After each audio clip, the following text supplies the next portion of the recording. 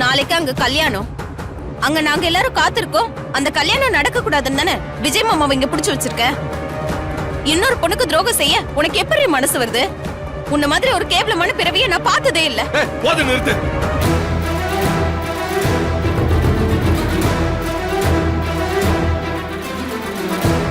அக்கா வாழ்க்கைய பத்தி உனக்கு ஏதாச்சும் பயமோ சந்தேகமோ இருந்துச்சுன்னா என்ன கேளு, நான் உனக்கு பதில் சொல்றேன். மல்லிய கேள்வி கேட்க உனக்கு எந்த ரைட்ஸும் கிடையாது. நான் ஒண்ணு சின்ன குழந்தை கிடையாது. எங்க போகணும் எப்ப வரணும்னு எனக்கு தெரியும். யாருக்கிட்ட பெர்மிஷன் கேட்க எனக்கு அவசியம் கிடையாது. தேவையில்லாத பிரச்சனை வேணாம்னு தான் ஆர்கிடெக்ட பாத்துட்டு வரேன்னு சொல்லிட்டு வந்தேன். அதுக்கு நீங்களே எதையாவது கற்பனை பண்ணிக்கிட்டா நான் ஒண்ணும் பொறுப்பு கிடையாது.